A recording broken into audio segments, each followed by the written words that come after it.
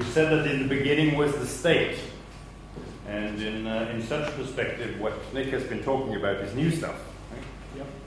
If we go back to the beginnings and we are looking at what the archaeologists are talking about, we will be ending up in places like Sumer, Maya, China, etc., and we will be millennia before this little Western interlude that we were just discussing here. Not so little. And my paper is an attempt at bringing in something that political theory has not been interested in. And I want to talk about why it hasn't been interested in that. Because political theory has been hovering around the themes that we were now so eloquently told about and enlightened about. I must say that I had a lot of notes here. You make me think, which is, I hate you for it, because it's a bad, it makes my head spin to think. I would rather not think. It's easier not to do it. But what I will do in my paper is look at something else. I would try and say a little bit about the early state, but I would start by on a rhetorical note, Nick, but to say that in the beginning was the steppe. When it comes to European states, the steppe is basically and definitely antedating the European state. And I want to talk a little bit about that. We usually think of horseback riding as being extremely ancient and all the rest of it. As a matter of fact, it dates from around 900, 800 before Christ, so it's a very new invention. The Iranians who availed themselves of it to build the first steppe empires would be the Scythians, the Cimmerians, etc. And they initiated a tradition of having what we may call polities in the Eurasian steppes. We know about them because of archaeological findings, but we also know about them because the Chinese were in the habit of drawing up the history of each dynasty, and they would always refer to something they called the xiong. And if there are Mandarin speakers in the room, I apologize for my pronunciation, but the word is supposed simply to mean barbarian. So unfortunately, we don't know much about what was going on in those early centuries because they are simply referred to as barbarian, and we don't know which barbarians. But we know that the Xiongnu were forming an empire in 221 before Christ. Now, as it happens, the first Chinese empire dates from 223 before Christ. And as a Russian would say, it is no coincidence that these two things happen concurrently. Because, as the anthropologist Thomas Barfield lays out, we may think of the steppe empires as shadows of sedentary empires, in the sense that the steppe empires were formed to raid and live off and take tribute from sedentary empires. And the playing ground for these steppe empires were three: in the east, China; in the middle, different Persian sedentary entities; and in the west, in the beginning, small fry stuff, but as the centuries passed, they would be what would be of key interest to this conference, early settlements in what we now call Europe, early Christian settlements, as these centuries went by.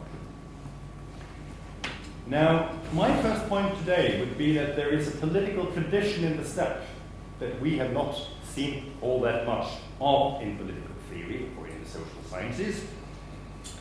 It gives me great pleasure to talk about this here in Serbia, because there are literatures in Hungarian, Bulgarian, Serbian, Russian on this, but unfortunately very little of it is translated. So, and it certainly hasn't found its way into the canon that we are converging around in this conference. So, with your permission, I will go on a bit. The logic seems to be a non-linguistic specific logic, a non-ethnic specific logic in the steppe. The logic seems to converge on the idea of the Kagan. And the Kagan is simply the Khan of Khans, the king of kings. The idea being that in the steppe, someone would rise with a particular charisma, a particular ability to muster resources, to raid caravans, and to stage raids on sedentaries. He would build a following. He would involve blood brothers and followers. When he would conquer other steppe peoples, he would enroll them in his own imperial enterprise, and he would then just roll over the steppe. This seems to be the way of the Han. I mentioned the Xiongnu in the early days in the Chinese records. Parts of these are known to us as the Huns that came to the outskirts of the Roman Empire in the 4th century to try the luck there, because they hadn't had so good a hand at doing their thing in China. They came to raid in the Roman Empire instead. These people could cross the steppe in about, well, the full steppe in about 3 months on horseback, which is an extraordinary feat if you look at the map. And the logic then, when there was a new empire arising, was that the only way to gain currency as a ruler in the steppe would be to stage a translatio imperii from the former empire. So you would become the Kagan by inheriting the title from the former steppe empire. Now, so the first point is that there is an entire tradition stretching over millennia in the steppe of politics that involves specific polities that we have not taken into our consideration. And I will make a piggybacking point on that in a minute, but I open a parenthesis to link this to the European state building experience that we are supposed to focus on in this conference. Already, when Charlemagne is crowned emperor in the year 800, the occasion for his being crowned emperor was that he had conquered an enemy. Now, who was that enemy? The Avars, the steppe empire. So, it only so happens that this is the first time since the Greeks that the term Europe crops up in our sources around the time of Charlemagne's crowning. It makes a couple of cameo appearances, and it disappears until the 1300s. Now, as this sort of forging of the first European empire after the Roman Empire, the translatio imperii in evidence would obviously be the one from the Roman Empire. But the immediate reason why he was crowned emperor was that he had conquered the Avars, who also referred to themselves as an empire.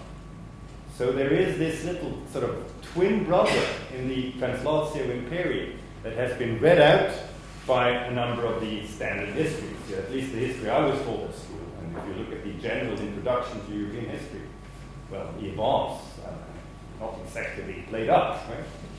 And this, albeit that, for example, if you look at the Merovingian Empire, they had the idea of the sacred king, which is very much akin to the steppe.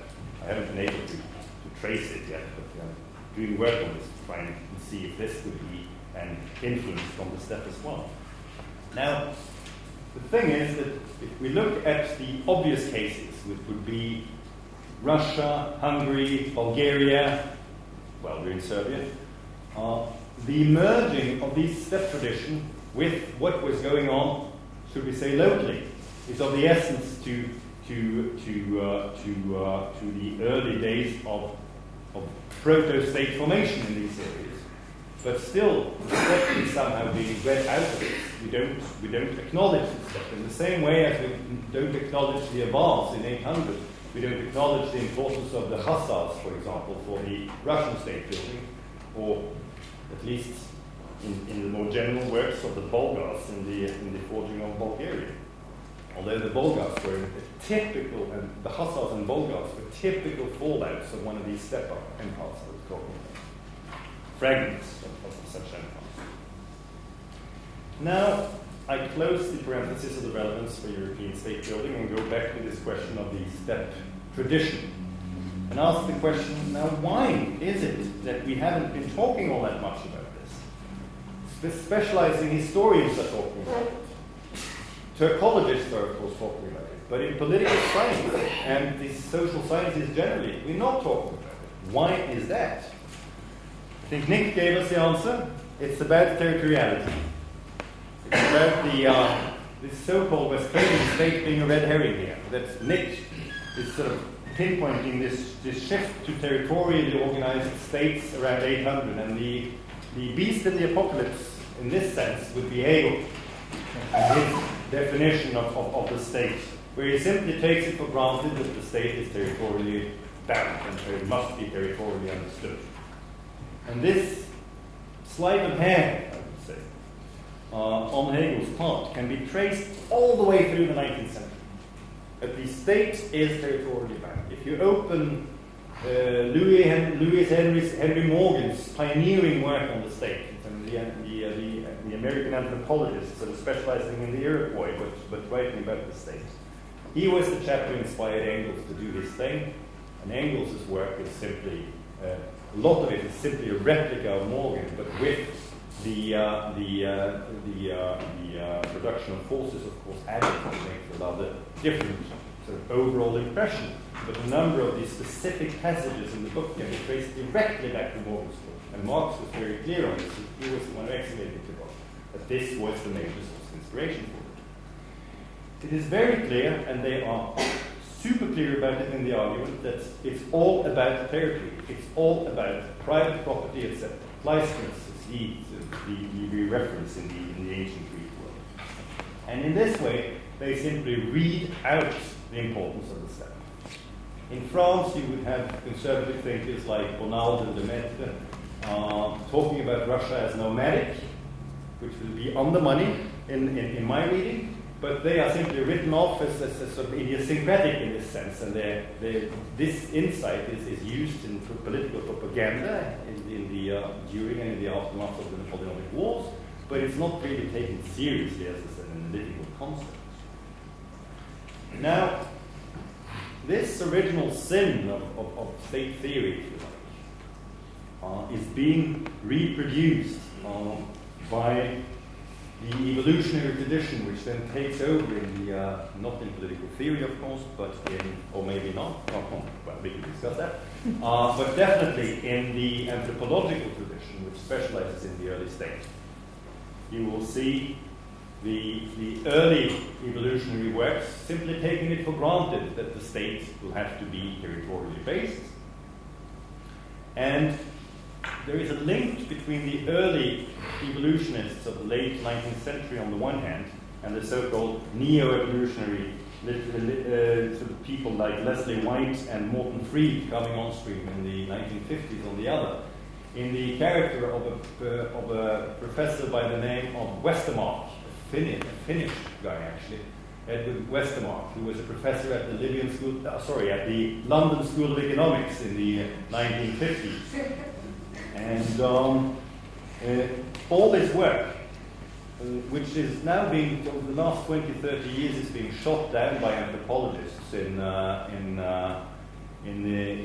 as being evolutionary and being so bad because it's evolutionary, etc., but whose insights, nonetheless, are still at the heart of the anthropological scrutiny of the early state, are still there, and that one is keeping, sort of, one is standing guard around this idea that the state should be territorial. Now, I think we should do away with that. There are two reasons for this. One reason is that nomads have a keen sense of territory. Most nomads are territorially organized in the same way as sedentary populations, only that they relate to the routes that they are following instead of to the specific place in which they are not camping, as it were. So it's the route between the different camps. In the steppe, for example, you would typically have a summer camp, and well, you would have a winter camp. And then you would have a trek, which was not that different from year to year. It might be different in, for example, a 4 or 5 or 6 year cycles. So you would be a cycle. So you would do 1 year, you would go there, the next there, the next there, and you would have petals of a flower. And then you would start all over again, so that there would be a specific rhythm and a specific relationship to territory amongst the nomads. And we see the same amongst the very few nomads that are still left on the face of the earth. We used to think that they were just roaming about at random. This is hardly ever the case. They are doing specific stuff. And they also, by the way, talking about bodily metaphors and orientational metaphors, they have languages which relate to the territory in this way. So they have again, you talk to my presentation here by pinpointing that it doesn't matter whether you start in a sedentary or a nomad register. You still have these territorial metaphors as informing what you do, because they are good to think, as Levi-Strauss would have put it. Now, as an example of early state formation and the importance of the steppe, I give Russia, and this is based on very preliminary readings. I basically covered the Western literature, and I'm reading up on the Russian literature, which is extremely frustrating because there are some very keen insight scholarly works there, but most of the literature is simply people thinking up what might have happened at the stage, and it's super frustrating, particularly after 1991. There are literally hundreds of titles flooding the Russian book market about what happened when Russia was made, and most of this is simply that you think of something and you write it down. I'm a lover of science fiction, but not when it's masquerading as scholarship. Now, an additional problem is that the people who are writing about the very early Russian state formation have little to go on. The evidence, as it is in the sagas in Old Norse, it's in the Persian sources, it's in the Arabic sources, and the people who have the linguistic skills to try and put together the big picture also, should we say, how do I put this politely, like to speculate. So we don't quite know what's going on here, but it seems to me, when you look at the cutting-edge literature here, that the story, the big picture is as follows. The major source, the major written source in Russian for this was written up in the beginning of the 12th century, and it takes us back to the late 700s. So there is, again, a hiatus here. And it details how Russians would write to the Varangians, the Vikings, saying, our lands are rich and famous, but we have no one to rule over it, come and rule over us. We all know this one. The reading that seems to hold sway now being that the reason why the Vikings were called in, which is a rather strange thing to do, right, would make total sense in an early state formation logic as we know it from anthropology, because these early settlements of Finno-Ugric and Slavic tribes were being raided and paying tribute to the Hussars, a steppe people.